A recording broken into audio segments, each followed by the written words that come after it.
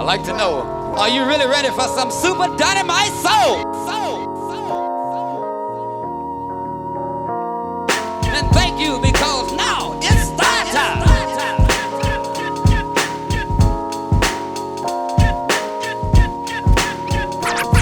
Rockwell.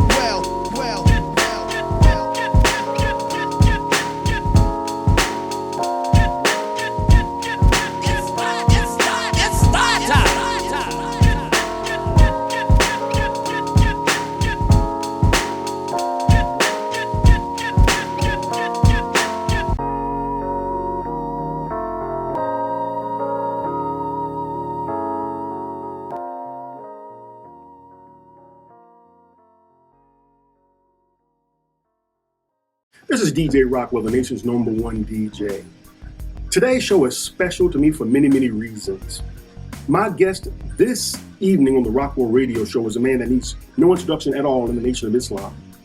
This brother that we'll be talking to today is a history maker, a record breaker, and an earth shaker. This brother that we're going to be chatting with today has a great new set of books that I cannot wait to talk about.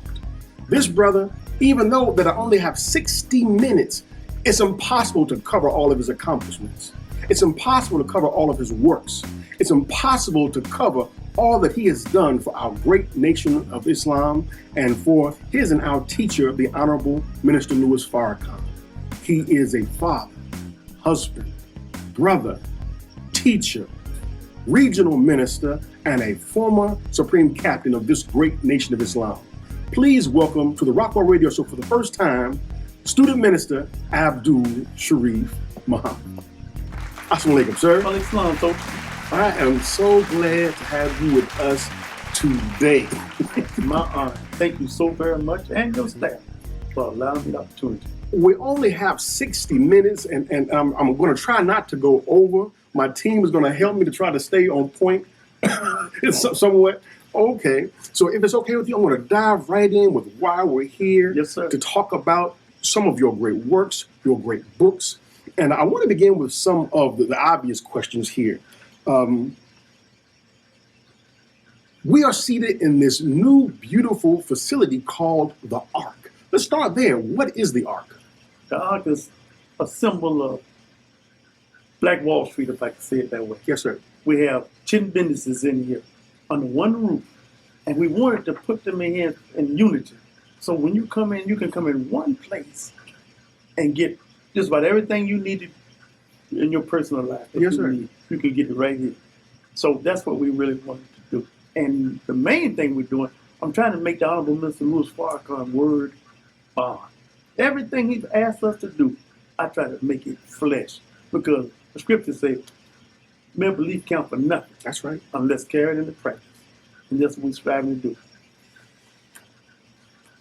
Again, these are just the preliminary questions about your books. You've given us 3 great books just in really less than a year and a half.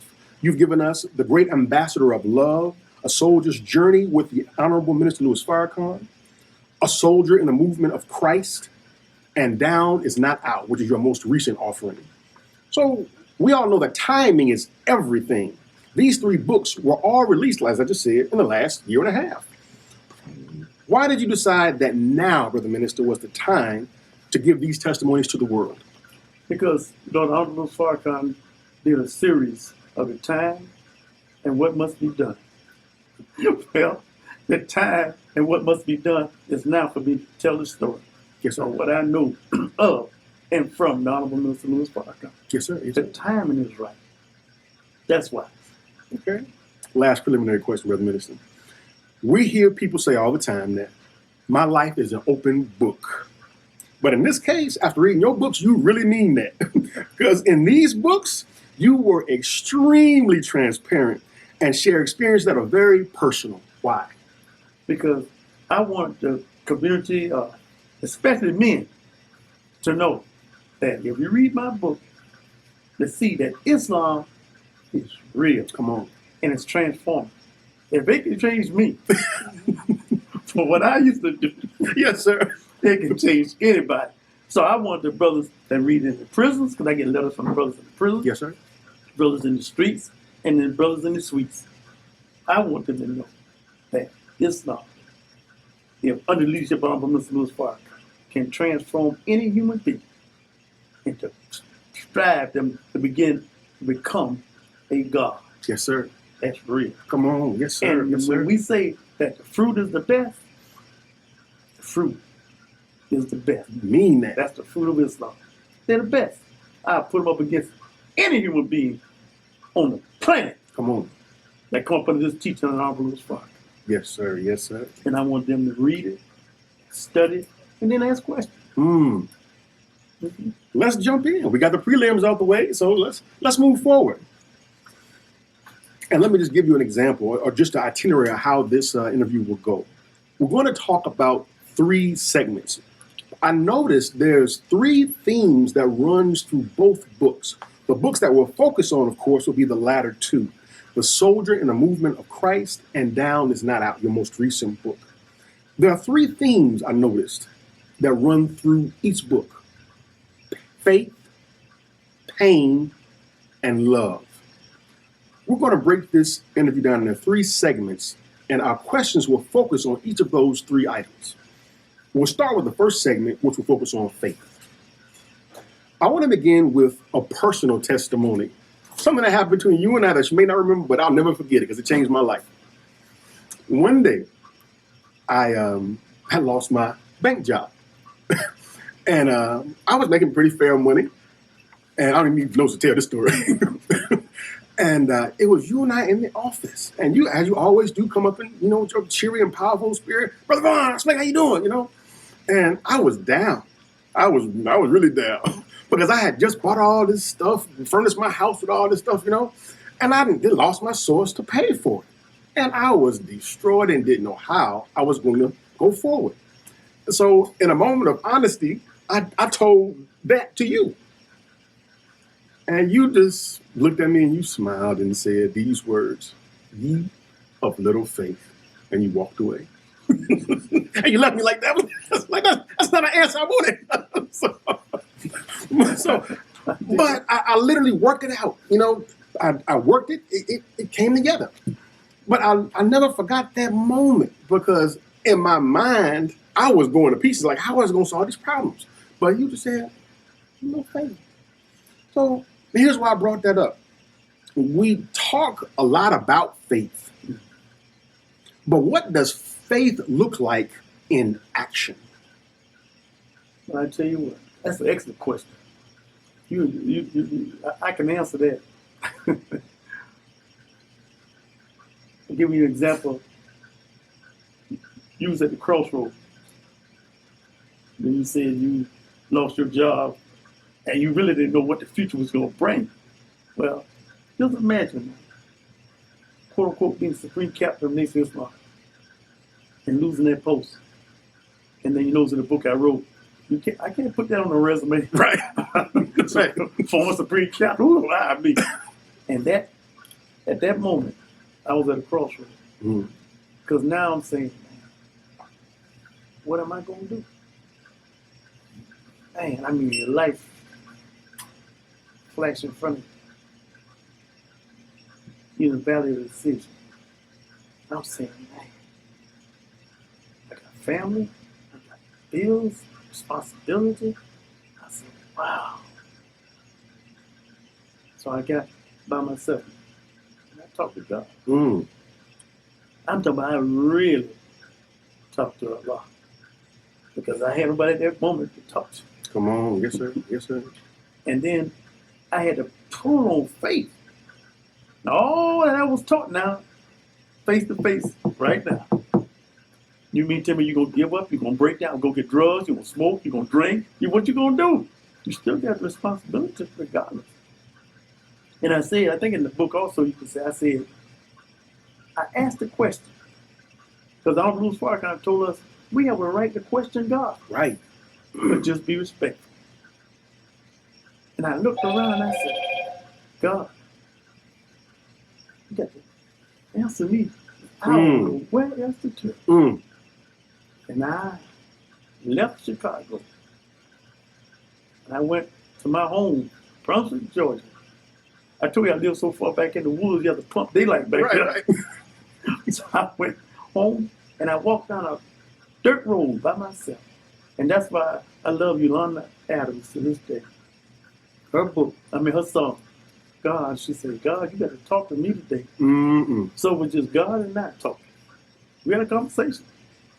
And I say, now either God real or he's not. I'm going to find out. Right. So my faith, I talked to God. And I asked him. Because I was taught by Honorable Louis Farrakhan that nothing happens without the permission of Allah God. I could blame others. That ain't gonna solve the problem. So I had to talk to God. And I asked God, please, help me. Wow. Come on. Because so many things will run through your mind and so many things flash through your mind. And what I never wanted to do was to ever become bitter and turn. Too many examples in front of me. Never wanted to. So that wasn't even a thought in my mind. Wow. So I asked God, what am I to do? And I'm waiting for an answer for him to say, I didn't hear nothing. So I kept on praying. Because I heard from old folks, used to tell me, you can call on God. He may not come when you want, but he's always on time. Oh, wow. So I was waiting, God, please be on time, because I sure need you now. I need it. Oh, my God. So after I talked to God, walked down there, lonely road by myself, talking to God, and I didn't say nobody came and say nothing in my ear, but I got a certain kind of spirit that by the time I walked back to my mother's house, man, I had charged up spirit. Come on. And I was saying, man, no matter what happened, good God of mine, Come on. the God that I serve is going to help me. Because I remember what Honorable Louis Farrakhan told me. He said, if you don't turn Allah's hand loose, he won't turn yours loose. So I said, God, I'm not turning your hand loose. Now. Your hand is the only hand I got. I'm not turning it loose. So then I started thinking, and then it came to me. You know, you got to make something happen. All the skills that you have, you mean to tell me now you can't go inward and bring it out? So I said, okay. Now I go back to Chicago. I said, well, I know how to clean. Come on. And then I saw a commercial ad where you could take out and get a franchise of clean nets. I'll never forget that. It was janitorial service. So I had a little money stashed, so I went and got a contract from janitorial service from Clean Net. And I went in, they have a little school to teach you everything about cleaning. I knew basically how to clean. So I went to the school, they taught me how to, and then what they do, when you take out a contract with them, a franchise with them, they'll give you jobs. Yes, sir. Get started. So they gave me 3 daycares to get started. I have done that in so long. So I said, all right, I got to make this happen. I got to eat. Come on now. I got to take care of family. I can't sit around crap. So I went to work. They gave me, I bought all the tools and equipment. Then I got my daughter, and she had 4 boys. I said, that's my crew. Let's go. Let's go. And I started. That's when I say in the book, you'll see, I went in there, I cleaned toilets. See, God was humbling me. See? So, but I remember my grandfather told me, he said, brother, if you ever take a job, no matter what it is, even if you're digging ditches, be the best at it. That's faith in action right there. That's right there. Come So on. I said, well, since I'm going to clean toilets, I'm going to be one of the best toilet cleaners ever. Never did it. Then I started cleaning the daycares and made sure that my grandson was doing a good job, and my daughter, we cleaned them, boy, we cleaned those bad boys, because I knew they was inspected. Then we went to the next, we had 3. Then they came in and they checked it out. Then they asked me, did I want a couple more? I said, yes, I got a couple more. I'm just going to fast forward. Right. Then the next thing you know, they came and asked me, did I want a YMCA? That was $25,000 a month. Come on. I said, God Almighty, he's back. He answers. God answers prayer. Mm. See, I just kept on working. And I came on up and got 25,000 plus. Now I'm up to about $30,000 a month. I'm getting my finance back in order now. Listen. See? And then now, faith. See? But all at the same time, my family kept going to the mosque. Right. My son Joshua, I never forget, he would put on my suits and go and sit on the front row of the mosque every Sunday. Just sit there, represent me. Most of y'all don't know that. I don't even know if I put it in the book or not. I used to, once they left home to go to the mosque on Sunday, I would get in my vehicle and I would ride to the mosque, across the street. Yes, sir. In that parking lot. And I would park across the street. And I saw all those white dresses going into the mosque, all them blue suits and bow ties going into the mosque. And I would sit in that truck by myself and say, damn, I used to be in charge of all that right there. And now, I can't even go in the gate. I interviewed Brother Johnson. He told me a part of that. He told you about it? He told me a part of that. And I said, now I can't even go in that gate. But I said, I'm going to do because Honorable Louis Farrakhan told me to read the story of Job. Right. And then one part of the Job said, I'm going to wait till my change comes. And I would sit across the street and watch everybody go in the mosque. And I'm sitting over there by myself looking. I didn't cry, but I was crying inside. And I used to say to myself, I'm going to wait till my change comes. Come on. Good Wow. God Almighty. Your answer covers so much. I can pretty much throw the rest of this away for that one segment. But Brother Minister, I'm going to try to go forward here, but that covers so many of the questions I had to ask. On page 187, for example, of your book, A Soldier in the Movement of Christ, you say this: once you know you are God, you begin to act like one. What is the behavior, Brother Minister, of a man or a woman that knows that he or she is a God? The behavior is your faith will be so strong. Nothing should be able to shake you. And when it says that in Islam that you should fear no one but Allah, that's how I became a zealot in Islam especially when I first came in, because I felt that nothing could stop me. This Islam that I got had me so down, fired up. You talk about high. Oh man, I was fired up, and that kind of faith that I had, that nothing could shake me. That's why, and I felt like if a God can do anything, Come on. I tried it out. And I had nothing that I wanted that I couldn't have, and nothing that I wanted to do that I didn't do. Because I strive hard to follow the instructions of the Honorable Louis Farrakhan. Yes, sir. And it was nothing that I wanted that I didn't have, nothing that I could do that I didn't have. You could name nothing I had. I had the best cars, Rolls Royce. I had the best clothes. I had minks, birds. I had it all. Because I was God. Come on. And then when I went to Chicago, the minister told me, because I had plenty of money when I went there, because they know I was security. The minister called me in the office one morning. I never understood then why he said it. He said, Allah God will try you with money, and he'll try you without money to see how you will act. And then he dismissed me. So on my way back on, I said, why the minister telling me this? I'm straight. I got money, I got it all. But a few days later, Come on now. good God Almighty, going back to testing the trial, testing your faith. I was testing. Powerful. I want to do a station ID right here. Normally would do that, but I'm going to resist to do that. Wow. And as I was mentioning, it's impossible that I can cover everything. But there's so much that I wanted to talk about it, but I wanted to try to stay focused on the books. But your story is so vast. Well, we do part 2 at the next time. Inshallah. I know you was going there. Yes, sir. Yes, sir. Yes, sir. Let's continue on with this segment about faith. Yes, sir. In both books, Brother Minister, you speak frequently in spiritual terms. On page 189 of A Soldier in the Movement of Christ, you say, if I could go back as Supreme Captain, one more thing I would like to change is that I would like to have been more spiritual. Like the Honorable Minister Louis Farrakhan.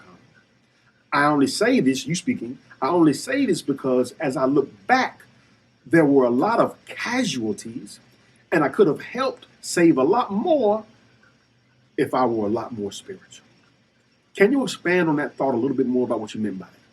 Well, I'll say spiritual, but I meant I could have been more compassionate. Mm.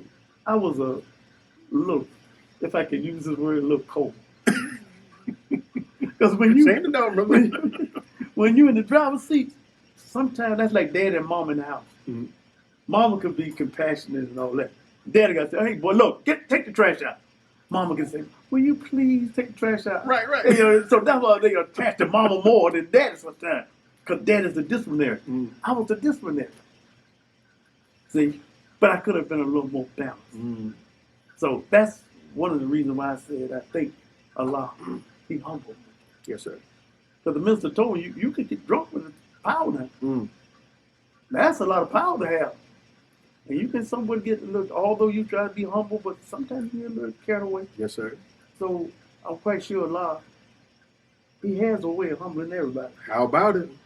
Yes, sir. So that's what I would do. I would be more compassionate. Excellent. Yes, sir. Yes, sir. Because one of the reasons I say it in the book is that I think this is me talking now. One of the things I think Allah wanted me to see is that I was over men. And I was always able to take care of my family financially.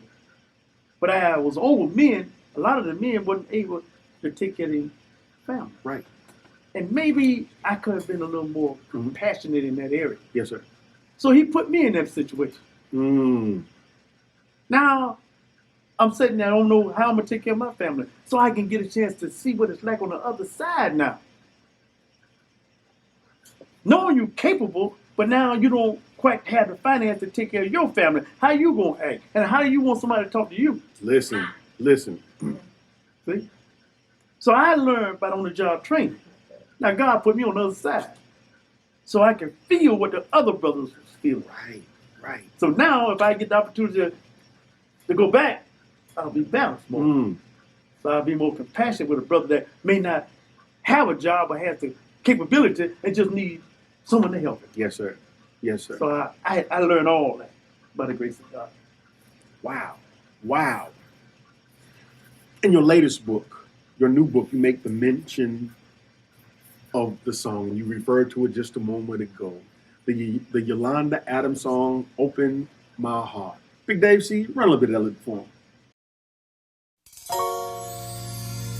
Alone in a room, it's just me and you. I feel so lost, 'cause I don't know what to do. Now what if I choose the wrong thing to do? I'm so afraid of disappointing you. So I need to talk to you and ask you for your guidance, especially today when my life is so cloudy. Guide me until I'm sure I open my heart. You took me all the way back, man. Wow. Remember the lady? I just had to play a little bit of that. As Muslims, of course, we are taught the value of our ritualistic prayer. But it seems like Yolanda Adams, Brother Minister, she's saying at times we need to just have a conversation. Like two people sitting like we're sitting right now. What is the value, Brother Minister, of just having a sincere talk with God? Does he even hear our prayer if we not understand the word, if we not the prayer word? Yes, he understands our prayer. But oftentimes what happens is, the Honorable Minister Farrakhan told us, we say a prayer to God, not even expecting an answer. So you negate the prayer. But I pray a sincere prayer, expecting an answer. When you listen to those words, And I traveled back down memory lanes, man. I remember that song, man. It touched my heart because I needed that right there. I said, God, you got to talk to me. Because I was confused for the first time in my life. So I know what a sincere prayer is. Come on. Good God, Come on. Man, that song right there took me right back. I could see right at that spot, walking down that road, talking to God. Wow. But a sincere prayer. And yeah, apparently you learn the Adams know what it's like too, because for her to sing it like that, she experienced it. And I know what it's like.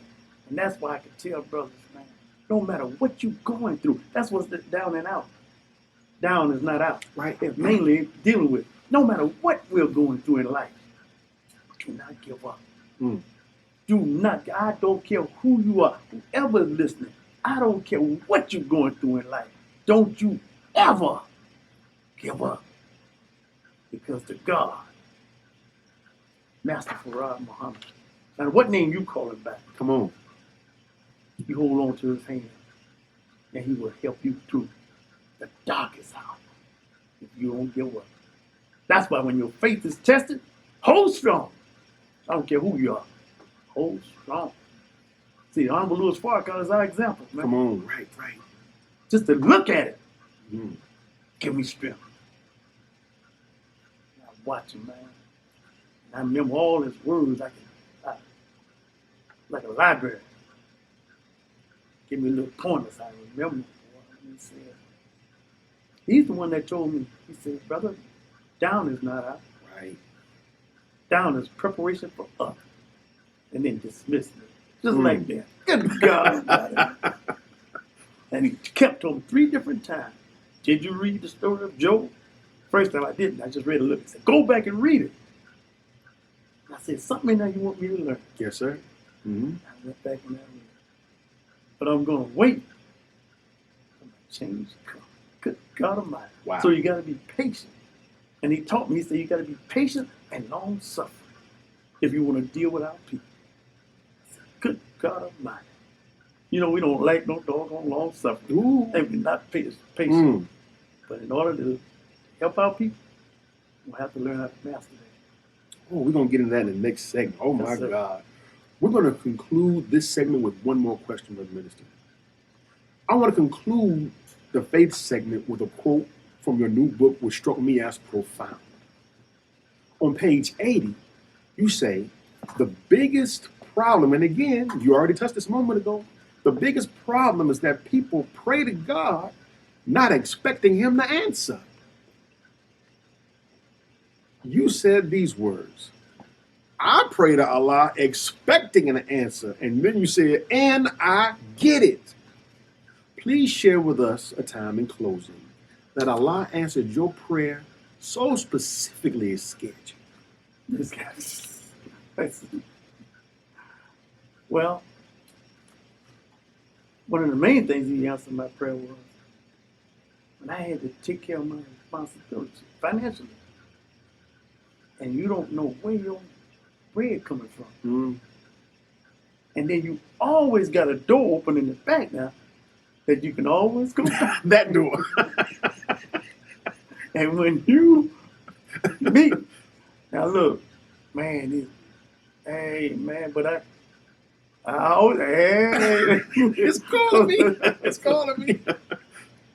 And then that's trial. Yes, sir. And then you gird up your loin and say, oh Allah, help me do this.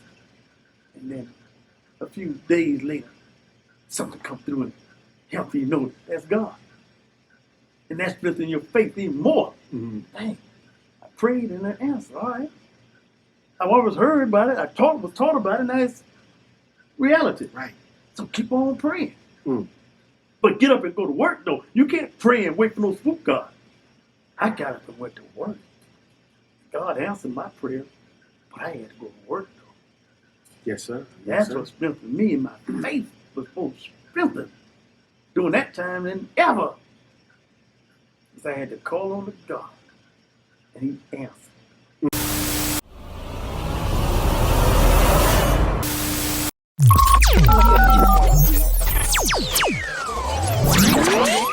This is your brother Willie Muhammad, and I'm asking each and every one of you all to tune into the DJ Rockwell Show, live online.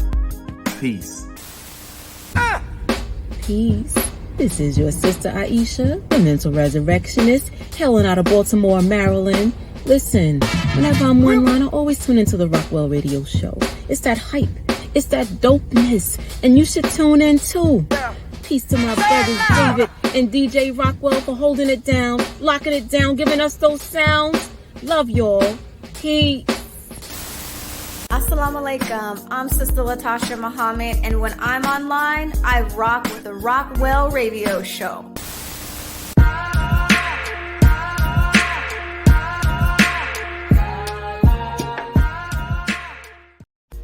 Welcome back for segment 2 of the Rockwell Radio Show, a special edition with our big brother.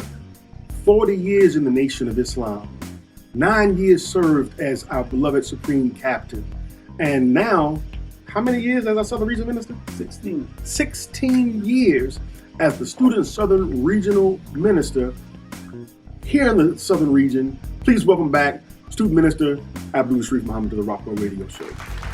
Glad to be back.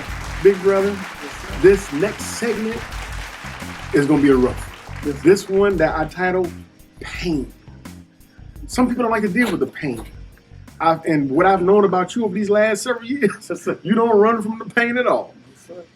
Let's deal with it. I'd like to open this segment, Brother Minister, with something that you say on page 3 of your new book, Down is Not Out. You say, and I quote, the Honorable Minister Louis Farrakhan said that struggle is ordained by God. Ordained by God, and the only way to escape struggle is not have been born. Why is it that no matter how much we try to avoid it, it seems that struggle and difficulty is always a prerequisite to get to what we want? And it seems like the bigger the thing is that we want, the bigger the struggle is. So you're saying why? Why? Why is it that no matter, why does struggle accompany goals? Louis Farrakhan said, struggle is ordained by God. It's a character builder. And if you notice, just as you said just now, the greater the goal, the greater the struggle. And it brings out of us what we don't even know is in us. Because if it wasn't for the struggle, we wouldn't bring out of us what God put in us. Right. All our great ones, great ones, to become great, look at the struggle. Look at Honorable Louis Farrakhan, what he is. All God's struggle. Right. As an example of that, we have to do the same thing. See, that Jesus had to carry the cross. Yes, sir. And each one of us that say we love Jesus, we're going to have a cross to carry too. Yep. We're not going to abort that part. From babies in the womb, struggle. Look how we're brought into the world. When you have the seed, the life germ, it has to swim uphill. Yes, sir. That's a struggle. So we were brought into the world with struggle, into our mother's womb, and then we come out with a struggle. That's right. Into a world that we got to continue struggle until the day we leave. It's a struggle. But God set it up that way. That's a part of His process. And it's inevitable. Yeah. Anytime I said I wanted some, Brother Minister, you got to fight this monster to get to it, though. Yes, oh, my sir. God. Yes. Here's question 2 of this segment. In the 3rd chapter of your book, A Soldier in the Movement of Christ, you reveal a very difficult experience you faced. I won't say it in this interview. I'll let them go read it. They got to get the book to read what happened. But as a result of that experience, Brother Minister, you shared that often we think people are doing something to you, but in reality, they're doing something for you. Why is that? But remember these words. Nothing happens without the permission of Allah God. So God set it up that way. Come on. That's another part of his process. Mm-hmm. And we as human beings always want to take, quote unquote, the easy way out. Brother Vaughn did something to me. Right. Rather than me saying, Brother Vaughn did something for me. Right. We will always take, quote unquote, the easy way out. And a lot of us, we don't want to face reality. We want to blame people. Always somebody else's fault. Never our own. Mm. We don't want to face it. But God set it up that way. So that's the answer to that. God Yes, sir. set it up. Yes, sir. Just like people run, Brother Minister, from struggle and difficulty, people also run from work. You talk about traveling around the country and the world with the Honorable Minister Louis Farrakhan in your books. And whenever difficulty came up in the minister's life, you said he worked. I looked up the definition of the word work. It means it's an activity involving mental or physical effort done in order to achieve a purpose or result. Why is work, Brother Minister, a proper answer for difficulty when it arises? That's when your faith is really tested. When there's activity that comes up, and now you got to work to get through it, or work to bring it to fruition. And I said, one of the greatest one that Honorable Minister Farrakhan had to do, in my opinion, was the Million Man March. Yes, sir. Because he said when he spoke, the words came out, and then he couldn't pull it back. Right. So then right after then, the minister went to work. He didn't go cry and sit down. He went to work, and I told you he went around this country 2 years. Stopped the killing and asking the brothers to come to Washington, but he went to work. And remember, during that time, there was no social media, and the mainstream media didn't say nothing. They didn't help the minister. That's how you know Allah is God. Come on. That's the minister went to work. He didn't let nothing stop him. I remember when he came before the national labels and asked them, do you think that we can do this? And he told each one of us. Wow, wow. And I leave that alone. Wow. But the minister kept the faith the whole time. Oh, he said, Allah is sufficient. Wow. And went to work, and I watched it. And I saw the momentum picking up each time. Because Allah was with him, helped him. The whole time. He never said, why somebody did something to me. Never cried. He went to work. What a man. And I watched him. That's why I don't need nobody to tell me whether he's God's man or not. I know for a fact. Listen. That he is the Jesus in our midst. Yes, sir. Yes, sir. We bear witness. Brother Minister, we're going to ask this question as it relates to pain. You talked a minute ago about the men and them having the gumption to get over pain. In the 9th chapter of your book, Down Is Not Out, you referred to a lecture you once gave called A Real FOI Don't Break Under Pressure. What is it that you saw in the men at that time that inspired you to give that message?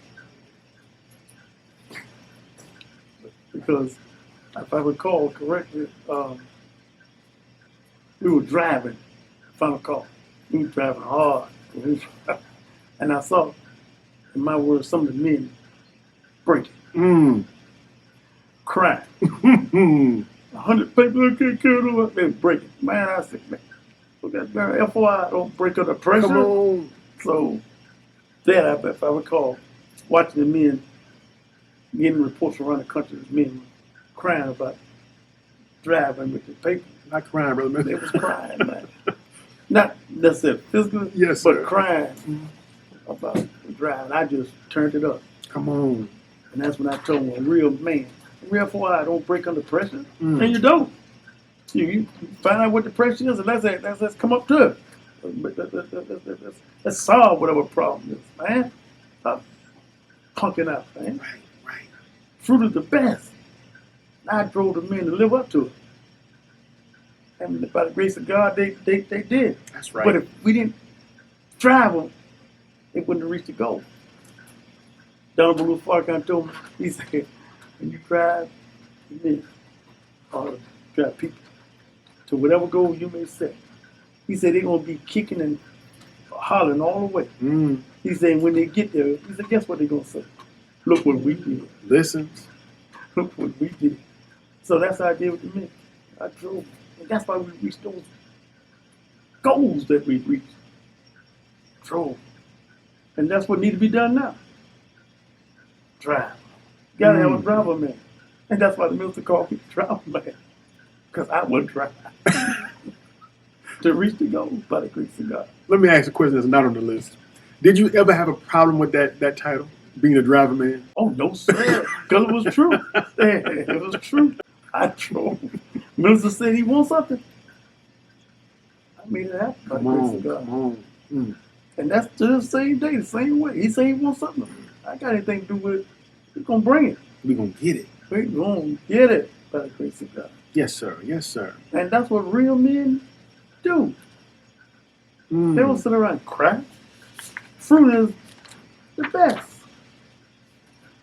Yes. Brother Minister, this is the last question for this segment on pain. It's probably safe to say that nobody likes failure, especially us as men. So much so that sometimes we don't even attempt a thing for fear of failing at it. In both books, you explore the idea of failure. What is, however, the value in failure? The value of failure, you should learn from it. See? I'm glad you say what's the value in failure. There's a lesson in everything. God set it up that way. And if we learn the lesson of failure, we can do it again and don't fail. Right. But if you never learn the lesson of failure, you will not know what to do to make sure you succeed. Yes, sir. But our open enemy put fear in us when we were babies. And we feel success. Yes, sir. As I got to say it again, no matter what endeavor we're in, we, talk about us as men, we feel success. And we won't even, like you said, some things we won't even try for the fact that we feel we're going to fail. So we won't even try. Come on. So you won't even come give on. it, you won't even put your faith to exchange. This weak, coward. And that's how they made us. How about it? But Islam don't make us no punks. Say that. Islam, when you get the right dose, it makes a man. Right. Good God Almighty. Woo! It makes fearless men. Right. Make us challenge anything. I'm talking about that Islam that the Honorable Louis Farrakhan has given us. That one. That one. Good God Almighty. Make a poor man feel rich. Listen. God Almighty. With the Spirit of God. Make you want to accomplish anything. And see, that's the kind of religion that I have. By the grace of God. Nothing that I won't go after. Stop me, you won't have to kill me. Love it. Yes, sir. I believe everything the Honorable Louis Farrakhan has taught us. He said the black man is God. I took it to heart. Come on. Good God Come Almighty. on. Wow. Wow. This is DJ Rockwell. I remember my own name at this point. This is DJ Rockwell, the nation's #1 DJ. We are sitting with Student Minister Abdul Sharrieff Muhammad, the Student Southern Regional Minister here in Atlanta, Georgia. And you're tuned into the Rockwell Radio Show. We'll be back with our final part of this interview. Be right back.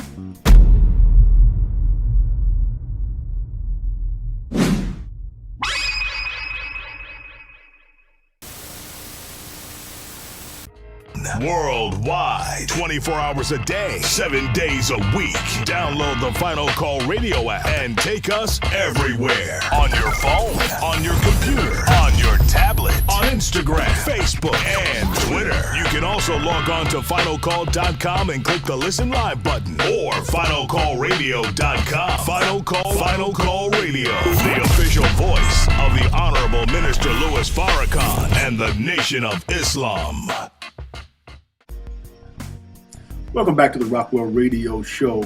My guest is none other than our big brother, Student Minister Abdul Sharrieff Muhammad, who has written 2 fabulous books and 1 pictorial book that tells his journey walking with the Honorable Minister Louis Farrakhan.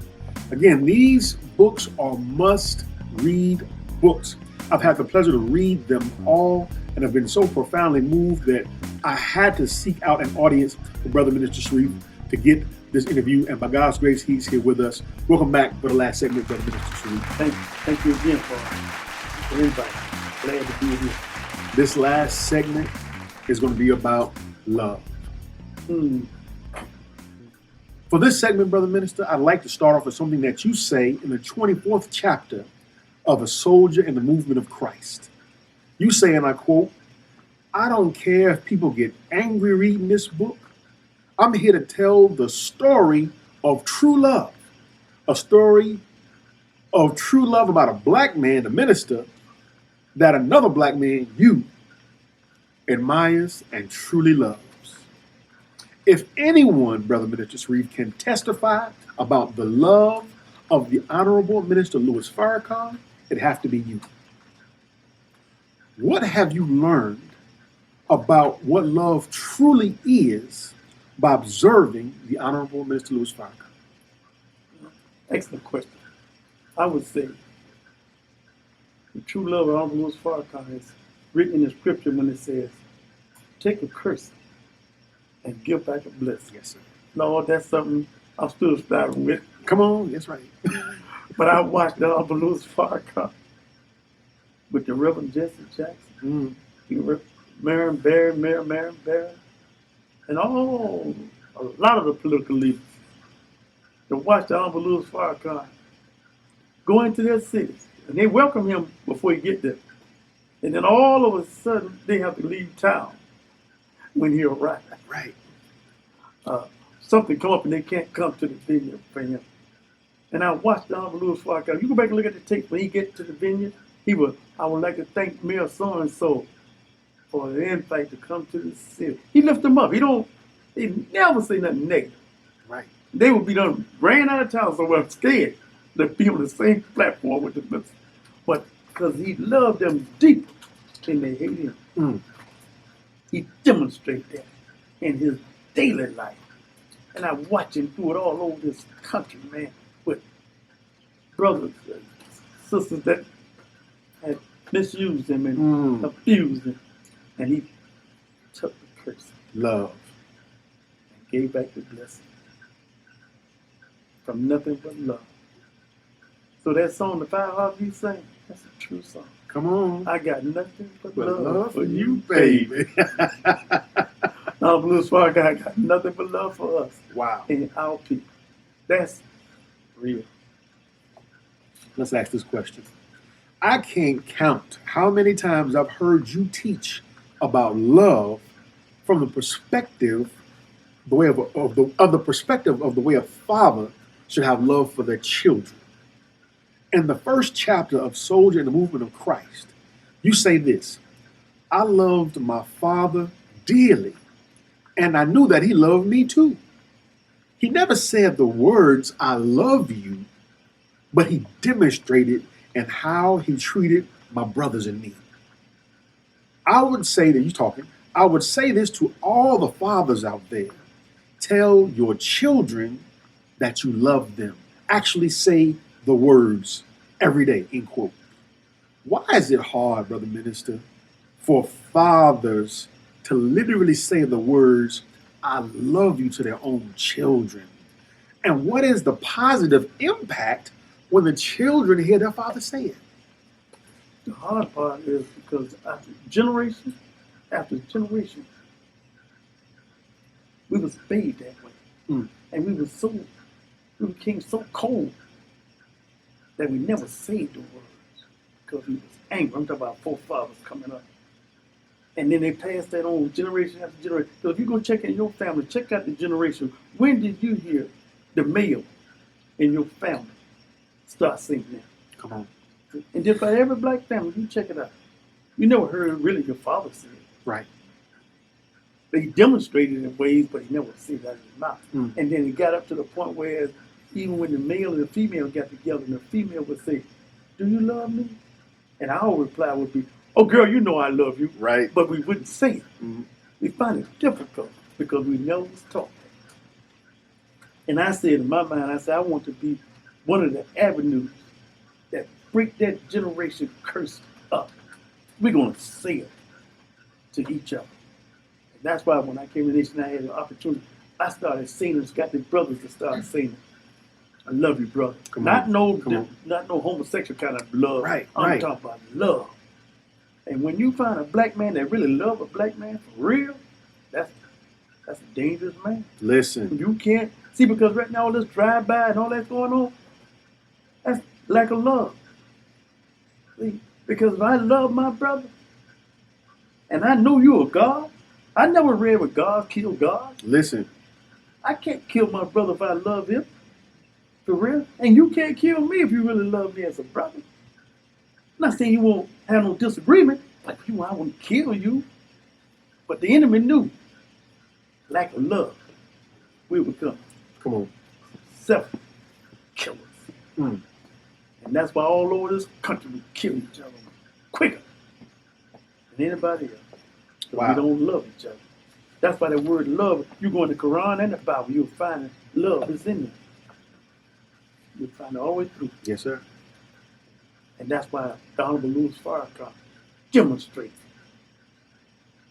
nothing but love. Come on. Mm. Let's move on in this segment about love.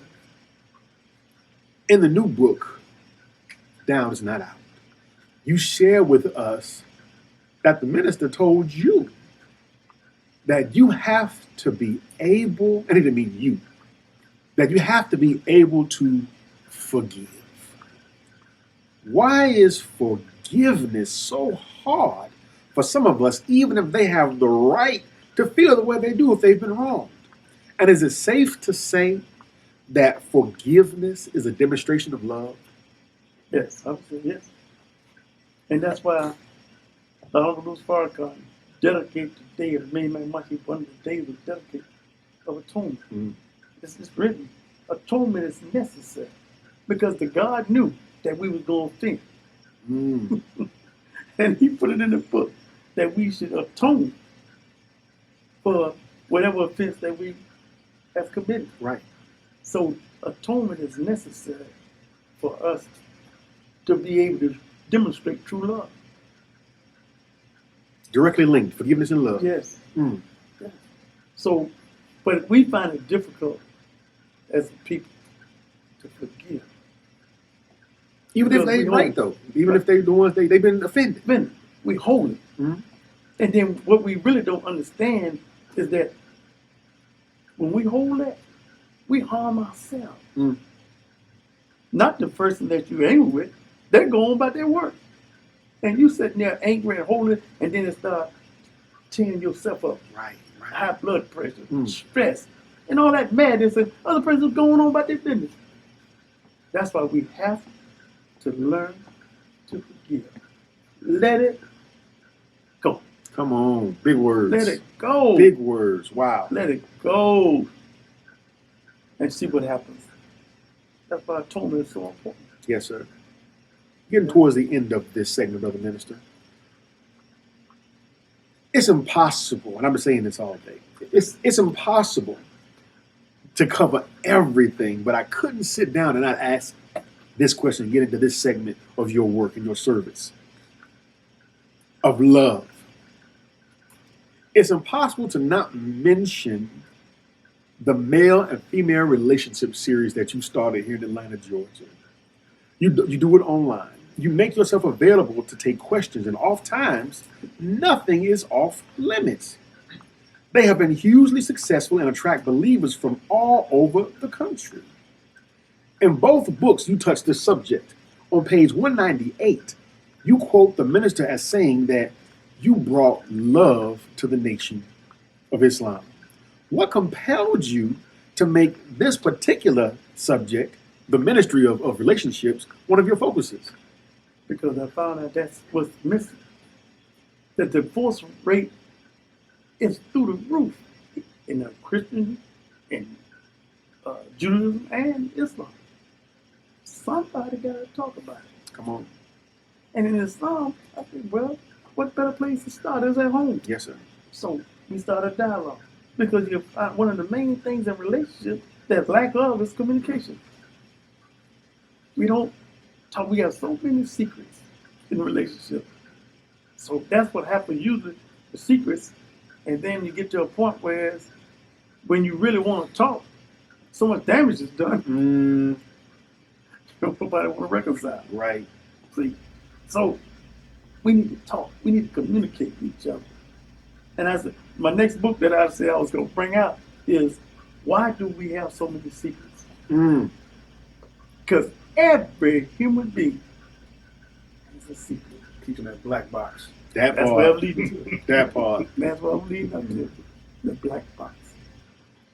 And the black box, for those that don't know what that means, is that that's something that we have done, you have done, that don't nobody know about it but you and the person that you've done it with or to, and God.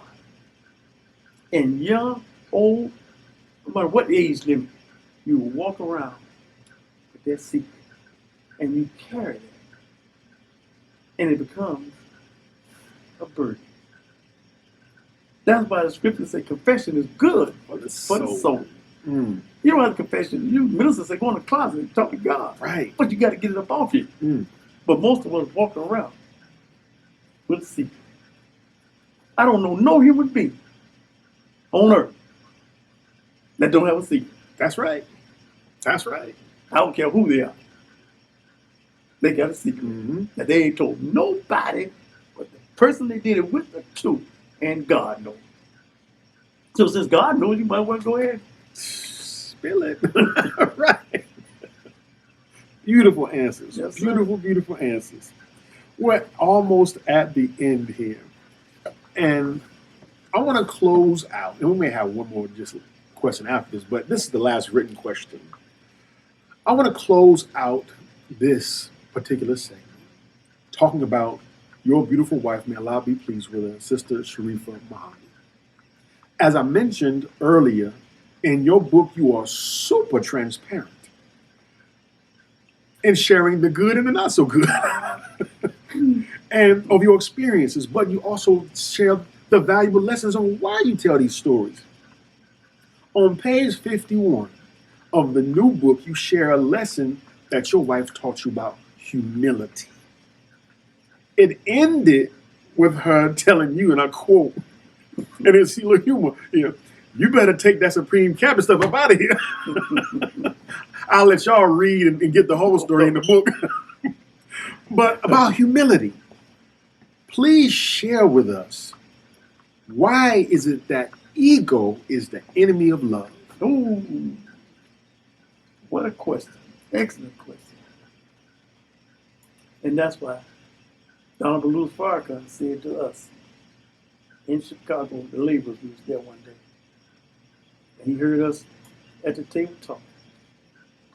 He listened. He got a little perturbed and he hit the table. He said, God damns the ego. And he told us, he said, I want y'all to write it down.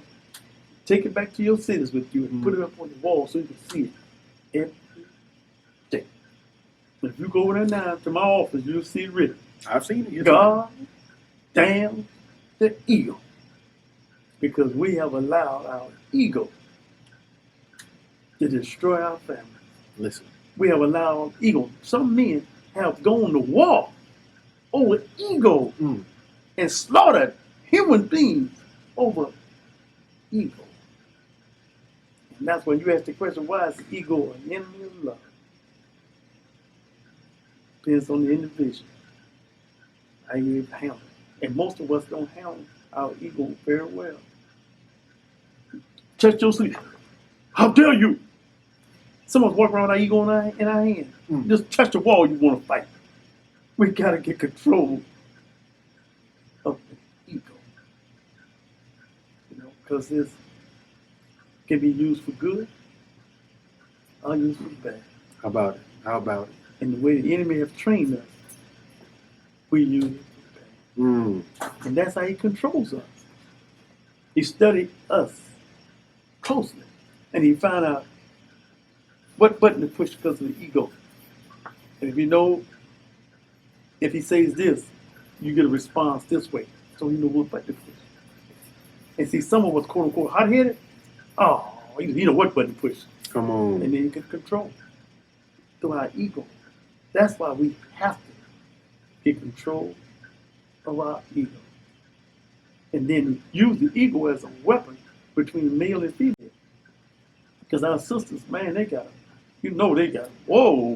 How about it? Watch out now. Good God Almighty. But God gave it to them. Yes, sir. But sometimes they abuse it because they're so smart. And they push buttons when we have not got control of our ego, and then we become an unlicensed dentist. Wow. Rather than mouth. Right. See, because of our ego. And some sisters don't care. Now they just, blah, blah, look, I don't want to hit, not now, blah, blah, blah, blah. Whoa, now you're abusing. But because of our ego, right? We don't care when we get to a certain point, we don't care. It destroys family, ego. It's not right, but it's a reality. That's why Mr. Muhammad's way, the class of the sisters, teach them how to treat their husbands. In the men's class, we're taught how to treat our wives. Come on. And then sometimes our ego get carried away, and our wives don't mind checking. My wife checked me, and I was glad, because I got a little carried away.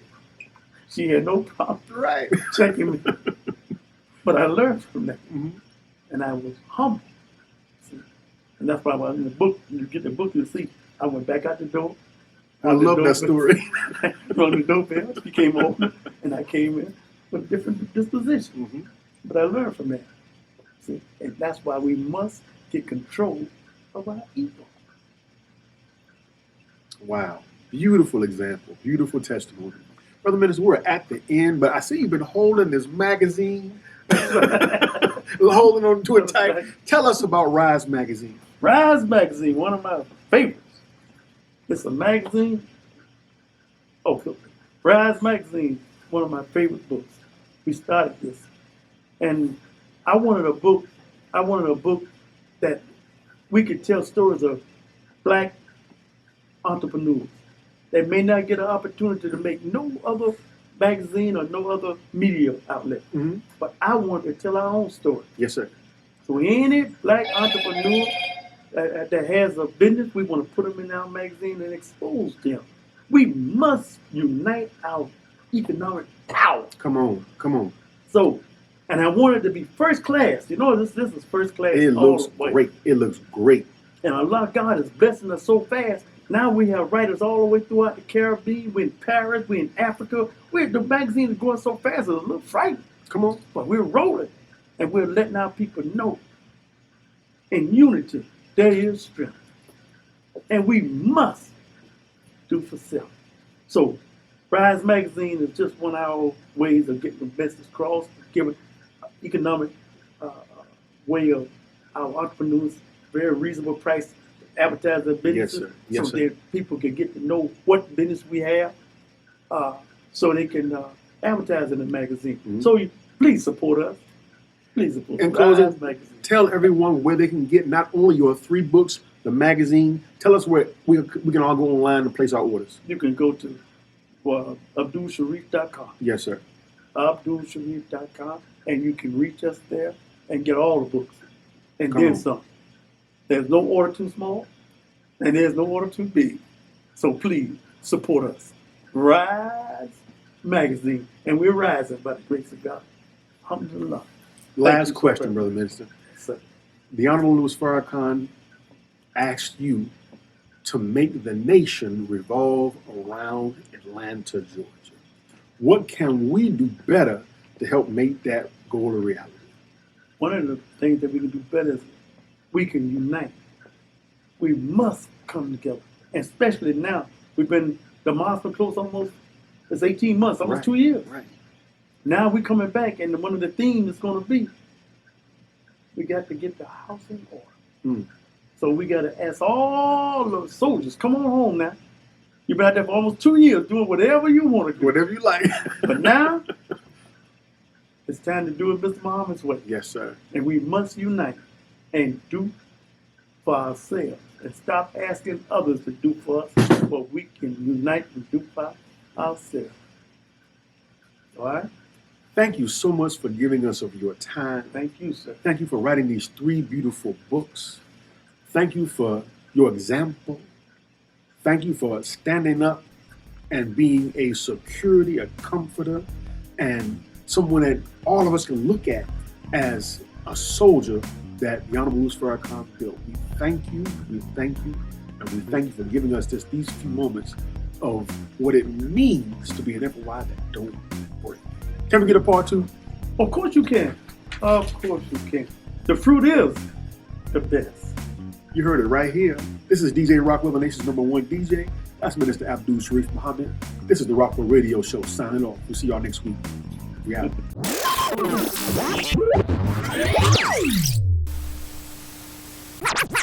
Rockwell. I'd like to know, are you really ready for some super dynamite soul? And thank you.